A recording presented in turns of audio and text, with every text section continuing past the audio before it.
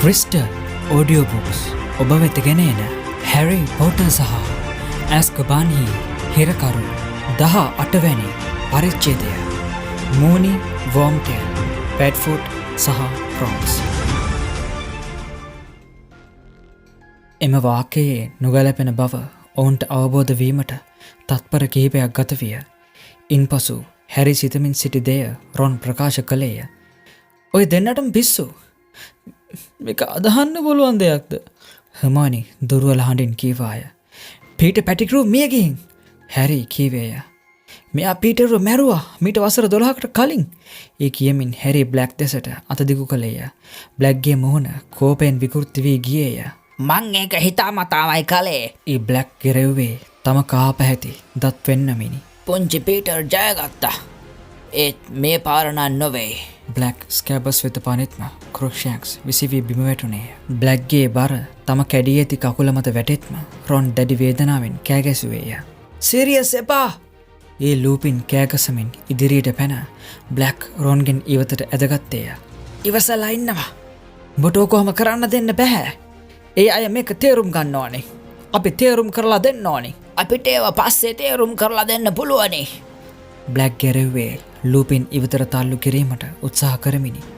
ඔහුගේ එක් අතක් වායුවේ ඒ මේ අත පාවෙමින් තිබුයේ ස්කැබස් අල්ලා ගැනීමටය. ස්කැබස්ද හොඳ හැටි බියවී ඌරු පැටියෙකු මෙන් කෑගසමින් සිටියේය. එමෙන්ම ඌ රොන්ගේ මුහුණ සහ බෙල්ල පහුරු ගාමින් පැන ගැනීමට උත්සාහ කළේය. ඒ අයට මේ සියල්ල දැන ගැනීමට අයිතියක් තියෙනවා. ඒ ලූපින් හති දමමින් කීවේ තවදුරටත් බ්ලැක් පාලනය කර ගැනීමට උත්සාහ කරමිනි. රොන්නේ අතියාගෙන හිටියේ සුරතල් සතෙක් හැටියටයි. ඒ පිළිබඳ මට පවා තේරුම් ගැනීමට නොහැකි තැන් තියෙනවා. ඒ වගේම හැරි. තමසේ හැරිට ඇත්ත එලි කළ යුතුයි සිරියස්. බ්ලැක් අරගල නතර කරේය. ඒත් ඔහුගේ ගිලී ගිය දෙනත තවමත් ස්කැබස් වෙත රැඳී තිබුණේය.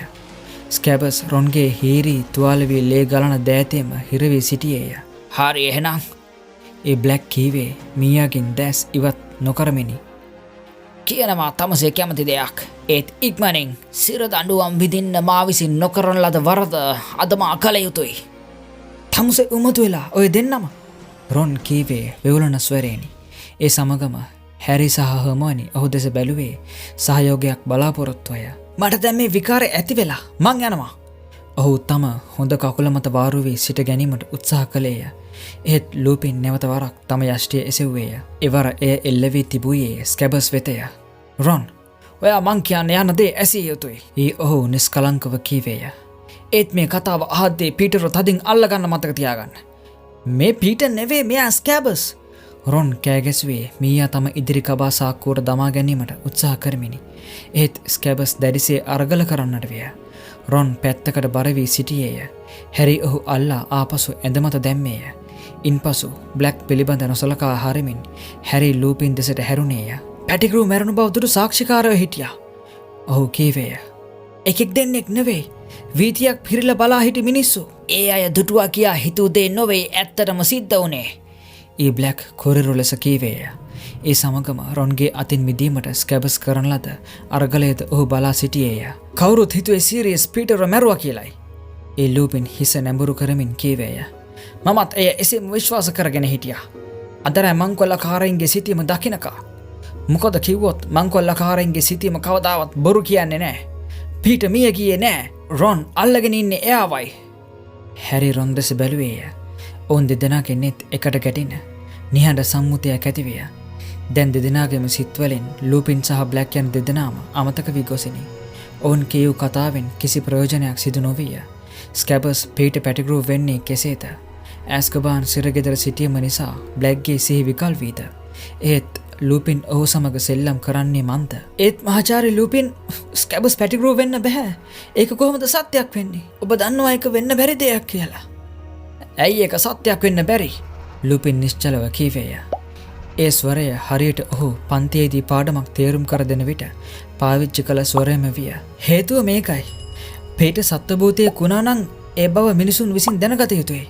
අපි ප්‍රොෆෙසර් මැගුල්ගල් සමග සත්වභූත විද්‍යාව හැදෑරුවා. ඒ වගේම මම මේ පිළිබඳව පොත් පෙරලමින් ගෙදර වැඩ කරා. මගේ අවසරය ඇතිව ඒ පිළිබඳ ලියාපදිංචි ලේඛනය පිරික්සා බැලුවා. මේ සියවසටම ඇනිමේකස්ලා බිහි වෙලා තියෙන්නේ 7 දෙනයි. ඒ ලියාපදිංචි ලේඛනයේ පැටිග්‍රූගේ නම තිබුණේ නැහැ. හමෝනි තම ගෙදර වැඩ පිළිබඳ කොතරම් සූක්ෂ්ම ලෙස කරුණු සොයා බලන්නේ දෙයන්න පිළිබඳ හැරීට විශ්මයට පත් නොවී සිටිය නොහැකි විය. ඒ අවස්ථාවේදී ලූපින් සිනාසීමට පටන් ගත්තේය. නැවත වරක් ඔබ හරි හමයිනි ඔහු කීවේය. ඒත් අමත්‍යංශයට හොරෙන් හොග්වර්ට්ස් වල එහෙ මෙහෙ දුවන ඇනිමේගස්ලා 3 දෙනෙක් ඉන්නවා. ඔබ ඒගොල්ලන්ට කතාව කියන නම් කියාගෙන යන්න රේමස්. බ්ලැක් කීවේය. ඔහුගේ නෙත් රැඳී තිබුයේ ස්කැබස්ගේ දැඟලිල්ල වෙතය. මම අවුරුදු 12ක් බලන් හිටියා. මට තවත් කල් බලා ඉන්න පුළුවන්. ඒක හරි. ඒත් මට උදව් කිරීමට තමසට සිද්ධ වෙනවා සීරියස්. ලූපින් කීවේය. මම දන්නේ එය පටන් ගන්නෙ කොහොමද කියන එක විතරයි. ලූපින් කතා කිරීම ආරම්භීය. ඒ සමගම ක්‍රිස් ගාමින් නිදන කාමරයේ දොර එය විසින්ම විවෘත විය. පස් දෙනාම ඒ දෙස නෙත් යොමු කළේ නිරායාසයෙනි. ඉන්පසු ලූපින් එදෙසට ගොස් පඩිපෙළ දෙස බැලුවේය. කවුරුත් නැහැ. මේ ස්ථානයේ හොල්මන් තියෙනවා. රොන් කීවේය. නැහැ මොන පිස්සුද? ලූපින් කීවේ තව දුරටත් දොර දෙස බලා සිටමිනි. ශ්‍රේකින් ශ්‍රැක් එකේ කවදාවත් හොල්මන් තිබුණේ නැහැ. කෑගහලි උඩුබුරුලීම් එහෙම මිනිසුන්ට ඇහුණ තමයි. ඒත් ඒව කළේ මමයි. ඔහු සුදුවේගෙන එන කෙස් තම ඇස්වලින් ඉහළට දැම්මේය. විනාඩියක් කල්පනා කරමින් සිට මෙසේ කීවේය. එතැනින් තමයි මේ සියල්ල ආරම්භ වෙන්නේ. මම වේවුල්ෆෙක් වීමත් සමග මා සපා කරනු නොලැබුණා නම් මේ කිසිම දෙයක් සිදු වෙන්නේ නැහැ. ඒ වගේම මං එපමණ මෝඩ ආකාරයට වැඩ කළේ නැතිනම්. ඔහු මානසින් යථා තත්ත්වයට පැමිණ ඇති ලෙසක් පෙනින. එමෙන්ම ඔහුට බලවත් වෙහෙසකර තත්ත්වයක්ද ඇති බව පෙනින. රොන් ඔහුට බාධා කරමින් කතා කරන්නට පටන් ගත්තේය. ඒත් පළමුවෙන්ම කතා කළේ හර්මෝනිය. ෂ්! ඊ හඬ නගමින් ඇය ලූපින් දෙස දැඩි උවමනාවකින් බලා සිටින්නට වූවාය. මා හපනු ලබන විට මා ඉතා කුඩා ළමයෙක්. මගේ දෙමාපියන් කරන්නට පුළුවන් හැම දෙයක්ම කළා. නමුත් ඒ දවස්වල බෙහෙත් හොයාගෙන තිබුණේ නැහැ. ප්‍රොෆෙසර් ස්නේප් මා වෙනුවෙන් සාදන ලද රසායනය මේ මෑතකදී සොයාගනු ලැබුව එකක්. ඒ නිසා මා වෙයර්වුල්ෆෙක් වෙන්නට සතියකට කලින් සිට ඒ රසායනය ගන්න පටන් ගත්තොත් මගේ ස්වරූපය වෙනස් වුණත් මගේ මනස යථා තත්ත්වයේ තබා ගන්න පුළුවන්. මට පුළුවන් මගේ කාර්යාලය තුළට වෙලා ගුලි වෙලා ඉන්න. එතකොට මම විපත් නොකරන වෘකෙක්. මම එහෙම ඉන්නවා හඳ නැවත අවපක්ෂයට යනකල්. කොහොම වුණත් මේ රසායනය සොයා ගන්නට පෙර මම මාසයකට වරක් මහා බීචන සතෙක් බවට පත් වුණා. ඒ නිසා මට ඉගෙනීම සඳහා හොග්වර්ට්ස් එන එකත් ගැටලුවක් වුණා. අනෙක් ළමයින්ගේ දෙමාපියන් කැමති වුණේ නැහැ තමන්ගේ ළමයින් මට නිරවරණය වෙනවට. මේ කාලේ තමයි ඩම්බල්ඩෝ තුමා ප්‍රධානාචාර්යවරයා බවට පත් වුණෙත්. එතුමා බොහොම සානුකම්පිත පුද්ගලයෙක්. එතුමා කිව්වා අපි යම් ආරක්ෂක පියවරයන් ගත්තොත් මට පාසලට ඒමට බාධාවක් නැති බව. ලූපින් දිගු සුසුමක් හෙළුවේය. ඉන්පසු ඔහු එක එල්ලේම හැරී දෙස බැලුවේය. හැරිට මතක ඇති මම කිව්වා කියලා. ඔය පහර දෙන විලෝකස හිටෙව්වෙත් මම හොග්වර්ට්ස් අවුරුද්දෙමයි කියලා. සත්‍ය නම් ඒක සිටුවන්නට සිද්ධ වුණේ මට හොග්වර්ට්ස් වලට ඒවට සිදුවීම නිසායි. මේ ගෙදර ඒ කියමින් ලූපින් සොවෙන් කාමරයේ සිසාරා බැලුවේය. මේට අවතීර්ණ වීමට ඇති උමඟ මේ සේරම හැදුවේ මගේ ප්‍රයෝජනය සඳහායි. සෑම මාසයකට වරක්ම මා හොරෙන් මන්දිරයෙන් රැගෙන විත් මෙහි සංගවනවා. ඒ මම වෙයර්වුල්ෆෙක් වෙන දිනවලටයි. ඒ ගස උමගේ දොරකඩ සිටුවේ මම භයානක සතෙක් වෙලා ඉන්නකොට මේ කුටිය තුලට අහම්බෙන් හෝ වෙන කෙනෙක් එම වැළැක්වීමටයි. මෙම කතාව දැන් ගමන් කරන්නේ කුමන අතකටදයි හැරිට සිතා ගැනීමට නොහැකි විය. ඒත් ඔහු ඊතා උනන්දුවෙන් කතාවට ඇහුම්කන් දෙමින් සිටියේය. ලූපින්ගේ කටහඬට අමතරව ඇහුණු එකම හඬ වූයේ ස්කැපස්ගේ කෙඳිරිල්ල පමණි. ඒ කාලේ මගේ ස්වරූපය වෙනස් වීම ඉතා භයානකයි. වෙයර්වුල්ෆෙකු බවට පරිවර්තනය වීම ඉතා වේදනාකාරී ක්‍රියාවක්. මිනිසුන් සපන්නට බැරි වෙන විදිහට මා වෙන් කර තබනවා. ඒ නිසා කෝපයෙන් උමතු වන මම මාවම හූරා ගන්නවා. මං උඩුබුරුලන හඬ ගම්මුන්ට ඇහිලා ඒ අය හිතුවේ හොල්මන් ඒ කෑ ගැහිලි කරනවා කියලයි. ඩම්බල්ඩෝ තුමත් ඒ කටකතා වලට පොහොර දැම්මා. දැන් වුණත් මේ ගෙදර වසර ගණනාවක් තිස්සේ නිශ්චලව තියෙනවා වුණත් මිනිස්සු මේ ගෙදර පැත්ත බලාත් එන්නේ නැහැ. බයි. මාසයකට වරක් මගේ ස්වරූපය වෙනස් වුණත් මම දැන් පෙරට වඩා සතුටින් ඉන්නවා. මගේ ජීවිතේට යාළුවෝ 3 දෙනෙක් හිටියා. අඹ යාළුවෝ 3 දෙනෙක්. සීරියස් බ්ලැක්, පීටර් පැටික්‍රූ සහ ඒ වගේම ඔබේ පියතුමා ජේම්ස් පෝටර්. ඉතින් මේ ගජ යාළුවෝ 3 දෙනාටත් හොයාගන්න බැරි වුණා මම මාසයකට වරක් අතුරුදහන් වෙන බව. මං ඒ සම්බන්ධයෙන් නොයෙක් හේතු ඔවුන්ට දැක්වුවා. සමහර විට මං කියනවා මගේ මව අසනීපෙන් ඉන්නවා. එයා බලන්න යන්න ඕන කියලා. ඒ වගේ නොයෙක් බොරු හේතු දැක්වුවා. මගේ හිත තුළ ලොකු බියක් ඇති වුණා. මේ හොරේ එළවුනොත් මගේ යාළුවෝ 3 දෙනාම මා තනි කරලා යයි කියලා. ඒ වගේම ඒ තුන්දෙනා කිසිම දිනක මා තනි කරලා ගියේ නෑ. ඒ වෙනුවට ඒ තුන්දෙනා මගේ සිරුර වෙනස් වන කාලය මට දරා ගැනීමට හැකි කාලයක් බවටත් එපමණක් නොවේ. මගේ ජීවිතයේ හොඳම කාලය බවටත් පත් කරන්නට යම් කිසි දෙයක් කළා. ඒ අයත් ඇනිමේකස්ලා බවට පත් වුණා. මගේ තාත්තත් හැරි විශ්මයට පත්වෙමින් ඇසුවේය.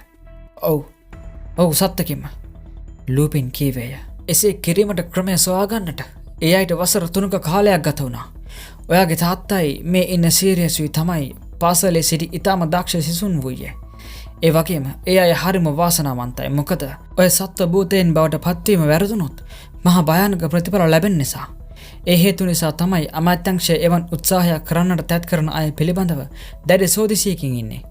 පීටර්ට සීරියස් කෙනොත් ජේම්ස් කෙනොත් සම්පූර්ණ සහයෝගය ලැබුණා. අවසානයේදී අපේ 5 වෙනි වසරේදී ඒ අය තම උත්සාහයේ සාර්ථක ප්‍රතිඵල නෙලා ගත්තා. ඉන්පසු ඒ අයට තම සිතෙන්ගේ පරිදි තම ස්වභාවය වෙනස් කර ගැනීමේ හැකියාව ලැබුණා. ඒත් ඒකෙන් කොහොමද ඔබට පිටක් ලැබුණේ? ඒ හැමෝනි ඇසුවේ විමතයට පත්වෙමිනි.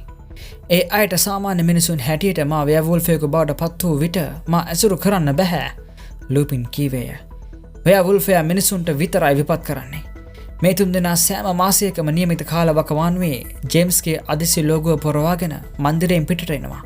ඉන්පසු මේ තුන්දෙනා සත්ව භූතයෙන් බවට පත් වෙනවා. පීටර් තුන්දෙනාගෙන්ම පොඩි එකා හොඳටම බිමට පාත් වී පහර දෙන විලෝ ගසට දැනෙන්නේ නැතිව අතු යටින් ඇතුළට රිංගලා ගහේ කඳේ තියෙන ගැටයක් තද කරනවා. එතකොට ගස අක්‍රිය වෙනවා. එතකොට ඒ තුන්දෙනා ඔමග දිගී ඇවිල්ලා මට එකතු වෙනවා. මේ අයගේ බලපෑම නිසා වෙයර්වුල්ෆයෙකු බවට පත් වූ පසු මගේ ඇති දරුණුකම අනුක්‍රමයෙන් අඩු වුණා. ඒ අය සමග ඉන්න විට මම ගතින් වෘකයෙකු වුණත් මනසින් දරුණු බවට පත් වුණේ නැහැ. ඉක්මන් කරනවා රේමස්. බ්ලැක් ගැරවේය. ඔහු එවිටද සිටියේ ඉතා ගිජුව ස්කැබස් දෙස නෙත්තුමාගෙනය. මං එහෙ යනවා සීරියස්. මං එහෙ යනවා. ඔව්. දැන් අපි 4 දෙනාම ස්වරූපය වෙනස් කරගන්න පුළුවන් නිසා අපට ඉතා කුතුහලය දනවන දේ කරන්න හැකියාව තිබුණා. ඒ නිසා අපි රැට ශ්‍රීකින් ශ්‍රැක් එකකින් එළියට ඇවිල්ලා සිත්සේ පාසල් භූමියේත් ගම්මානීත් සෑම තැනකම ඇවිද්දා. ඒක හරිම විශ්මය ජනක අත්දැකීමක්. සීරියස් සහ ජේම්ස් තම ස්වරූපය ලොකු සතුන් බවට වෙනස් කරගත්තා. ඔවුන්ට පුළුවන් වුණා වෙයර්වුල්ෆයා පාලනය කරගන්නට. මං හිතන්නේ අපි තරමට හොග්වර්ට්ස් පාසලේ සිටි කිසිම කෙනෙක් පාසල් භූමිය පිළිබඳවත් හොග්ස්මීඩ් පිළිබඳවත් දැන හිටියා කියලා. අපි නිදල්ලේ සෑම අස්සක් මුල්ලකරම කියා. එහෙම තමයි අපි එකතු වෙලා මංකොල්ලකාරින්ගේ සිතියම නිර්මාණය කළේ. ඉන්පසු අපි අපේ විහිළු නම් එයට ඇතුළත් කළා. Sirius Padfoot, Peter Wormtail, James Prongs. මේ මොන ආකාරයේ සතුද? හැරි ඇසුවද හර්මෝනි හරස් වූ ඒත් ඒ වැඩේ කොහොම වුණත් භයානකයි. වෙයර්වුල්ෆයෙක් එක්ක මහරෑ එහෙම යන එක. ඔබ අනිත් අයට කනෝ තියලා ගිහිල්ලා කවාරි හැපුවා නම්. ඔව් මමත් තවම ඒ බයෙන් ඉන්නවා. ලූපින් බරපතල ලෙස කීවේය. අපි 99 බේරුණු අවස්ථා තිබුණා. අවස්ථා හුඟක්. ඒත් පසුව අපේ අවස්ථා පිළිබඳ මතක් කොට සිනාසුණා. එතකොට අපි පොඩි කොල්ලෝ දුරදිග හිතුවේ නැහැ. අපේ දක්ෂකම් ගැන අභිමානයෙන් හිටියා. සමහරට අපේ හෘද සාක්ෂිය මටම දොස් කිව්වා. ඩම්බල්ඩෝ තුමා අපි කෙරෙහි තිබූ විශ්වාසය කඩකිරීම පිළිබඳව. වෙන මහාචාර්යතුමෙක් නම් මා මේ හොග්වර්ට්ස් වලට බාර ගන්නෙත් නැහැ. ඒත් එතුමා මාව බාරගත්තා. ඒ වගේම මගේ ආරක්ෂාව සහ සෙසු අයගේ ආරක්ෂාව පතා එතුමා විසින් පනවන ලද නීති මා විසින් තුට්ටුවකටවත් මායම් නොකර කඩන බව එතුමා හාන් කවසියක්වත් දැන හිටියේ නැහැ. ඒ වගේම එතුමා දැන හිටියේ නැහැ මා විසින්ම තවත් සගයන් 3 දෙනෙකු නිත්‍යානුකූල නොවන පරිදි සත්ත්ව භූතයන් බවට පත්වීමට පෙළඹවූ බව. ඒත් අපි ඊළඟ මාසයේ පුරහඳ දවසට අපි කුමක් කළ යුතුද සාකච්ඡා කිරීමට එක්වන සෑම අවස්ථාවකදීම මම වරදක් කරන්නේ යන බව අමතක කිරීමට සමත් වුණා. ඒ වගේම මම වෙනස් වී නැහැ. ලූපින්ගේ මුහුණේ ස්වරූපය වෙනස් විය. ඔහුගේ කටහඬේ තමා ගැනම පිළිකුලක් ඇති බව පෙනින්න. මේ වසර ගණනාව මුළුල්ලේම මම මා සමග අරගල කරමින් සිටියේ. මගේ හිතට නිරතුරුවම වද දෙන ප්‍රශ්නයක් තිබුණා. ඒක තමයි සීරියස් ඇනිමේක කෙනෙක් බව ඩම්බල්ඩෝ තුමාට කිව යුතු දන්නයි. ඒත් මම ඒ රහස එලි කළේ නෑ. ඇයි? ඒ මම නිවැටුව එක නිසායි. එහෙම කිව්වා නම් මම එතුමාට දිගින් දිගටම බොරු කළ බව, වංචා කළ බව හෙළි වෙනවා. ඒ වගේම සෙසු අය වැරදි වලට පොළඹවාගත් බව හෙළි වෙන නිසායි. මට සියල්ලටම වඩා ඩම්බල්ඩෝ තුමාගේ විශ්වාසය රඳා ගැනීම වැදගත් වුණා. එතුමා ඒ හොග්වර්ට්ස් වලට වාරගත්තේ කුඩා ළමයෙකුගේ හැටියටයි මාව. ඒ වගේම එතුමා මට රැකියාවකුත් ලබා දුන්නා. මම වෙයර්වුල්ෆයෙකු නිසා අන් කිසි කෙනෙක් මාහට රැකියාවක් දෙන්නේ නැහැ. එහෙම තියද්දී එතුමා මට රැකියාවක් දුන්නේ. මං දැනගත්තා සිරියස් පාසල් භූමියට ඇතුල් වෙන්නට යන්නේ එයා වොල්ඩෙමෝට්ගෙන් උගත් අඳුරු මායාවන් උපයෝගී කරගෙන බව. ඒ වගේම මම දැනගෙන හිටියා ඇනිමේක කෙනෙක් වීම සහ ඔහු අඳුරු මායාවන් උපයෝගී කරගෙන පාසල් භූමියට ඇතුළු වීම අතර සම්බන්ධතාවයක් නැති බව. එක අතකින් ස්නේප් මා දෙස දිගින් දිගටම බලපු ආකාරය නිවැරදි. ස්නේප් ඒ බ්ලැක් රුදුරු හඬින් ඇසුවේ ස්කැබර්ස් වෙතින් නෙත් පළමු වරට මොහොතකට ඉවතර ගනිමිනි. මොකක්ද මේකට ස්නේප් ගැති සම්බන්ධකම? එයා මෙහි ඉන්නවා සීරියස්. ඒ ලූපින් කටහඬ බරකොට කීවේය. එයත් මෙහි ගන්නනවා. ඒ කියමින් ඔහු හැරි රොන් සහ හර්මෝනි දෙස බැලුවේය. මහාචාර්ය ස්නේප්ද අපි සමග පාසලේ එකට ඉගෙන ගත්තා. අඳුරු මායාවන් වලට විරුද්ධව ශිල්ප උගන්වීම පිළිබඳ කතිකාචාර්ය තනතුර ලබා ගන්න එයා ලොකු සටනක් කළා. එයා දිගින් දිගටම ඩම්බල්ඩෝ තුමාට කියා තියෙනවා මා විශ්වාස කරන්න එපා කියලා. එයාගේ පැත්තෙන් ඒක සාධාරණයි. මෙයා සීරියස් එයාට විහිළුවක් කළා. ඒ විහිළුව නිසා තව පොඩ්ඩෙන් ස්නේප්ගේ ජීවිතය පවා නැති වෙන්න ඉඩ තිබුණා. ඒකට මාවත් පටලවා ගත්තා මෙයා. බ්ලැක් අප්‍රසන්න හඬක් නිකුත් කළේය. ඒකට එයා ගොදුරු විය යුතුයි. ඒකේ වරදක් නෑ. ඔහු ගෙරෙව්වේය. එයා එහෙමෙහි හැංගිලා ඉඳලා අපි මොනවද කරන්න කියලා ඔත්තු බැලුවා කොච්චරවත්. එයා උත්සාහ කළේ කේලම් කියලා අපි පන්නන්නයි පාසලෙන්. සෑම මාසකට වරක්ම මම අතුරුදහන් වෙන්නේ කොහෙටදයි දැනගැනීමට සෙවරස් බොහෝ උත්සාහයක් ගත්තා. ලූපින් හැරීට රොන්ට සහ හර්මෝනිට කීවේය. අපි හිටියේ එකම වසරේ. ඒත් අපි දෙගොල්ලන්ට එපමණ ඇල්ලුවේ නෑ. එයා විශේෂයෙන්ම ජේම්ස්ට විරුද්ධව බොහෝ දේ කළා. ඊර්ෂ්‍යාව. මම හිතන්නේ ක්විඩිච් ක්‍රීඩාවේදී ජේම්ස් විසින් දක්වන ලද වෙසස් දස්කම් නිසා මෙයා ජේම්ස්ට බොහෝසේ ඊර්ෂ්‍යා කළා. කොහොම වුණත් මගේ ස්වරූපය වෙනස් වෙන එක හැන්දෑවක මැඩම් ප්‍රොම්ෆේ මා කැඳවාගෙන පිට්ටනිය හරහා ගොස් පහර දෙන විලෝගස වෙත යනවා ඔත්තු බලමින් සිටි ස්නේප් දැක තිබෙනවා. සීරියස් සිතුවා ස්නේප් හොඳ උගුලක කොටු කරගන්න. එයා හැංගිලා දිග ලීයක් අරගෙන විලෝගසේ අත් අක්‍රිය කරන ගැටයට තියලා තද කළා. දැන් විලෝගස ආක්‍රියයි. පහර දෙන්නේ නෑ. සීරියස් බලාපොරොත්තු වුණේ ඔත්තු බලමින් උමග දිගේ ඉදිරියට යන ස්නේප් ලොකු අමාරුවක දාන්නයි. එයා උමග දිගේ මෙතනට ආවිට එයාට දකින්න ලැබෙන්නේ ලොකු ව්‍යාවුල්ෆයෙකුයි. ව්‍යාවුල්ෆයා එයා මරණයට තිබුණා. එහෙත් මේ බව එයාගේ තාත්තට අහන්න ලැබුණම එයා දුවගෙන උමග තුලට ගිහිල්ලා ස්නේප් ආපහු කැඳවාගෙන ආවා. ඒක කළේ ඔයාගේ තාත්තා එයාගේ ජීවිතය පරදුවට තියලයි. කොහොම හරි ස්නේප් දුටුවා මම උමගේ ඈත කොනේ ඉන්නවා. ඒත් ඩම්බල්ඩෝ තුමා එයාට තහනම් කළා ඒ රහස කාටවත් කියන්න. එදා ඉඳලා එයා දන්නවා මම ඒකයි එහෙනම් ස්නේප් ඔබට අකමැති. හැරි සෙමින් කීවේය. මොකද එයා දැනගත්තා ඒ විහිළුවට ඔබත් සම්බන්ධයි කියලා. ඒක හරි. ඊ ඇඟ කිලිපොලා යන හඬක් ලූපින්ට පසුපසින් ඇසින. සෙවරස් ස්නේප් තමන් මත දමාගෙන සිටි අදසි ගබාය ඉවත් කළේය. ඔහුගේ මැජික් යෂ්ටිය කෙලින්ම එල්ල වී තිබුණේ ලූපින් වෙතයි.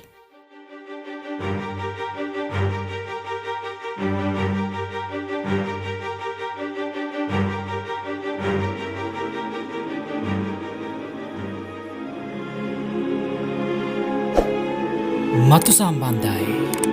තවත් මෙවැනිම කොටසක් ලබන සතියේ බලාපොරොත්තු වන්න. පහුගිය කොටස් නරඹීම සඳහා දකුණු පස උඩ කෙළවරේ ඇති කාඩේ මත ක්ලික් කරන්න. ස්තුතියි.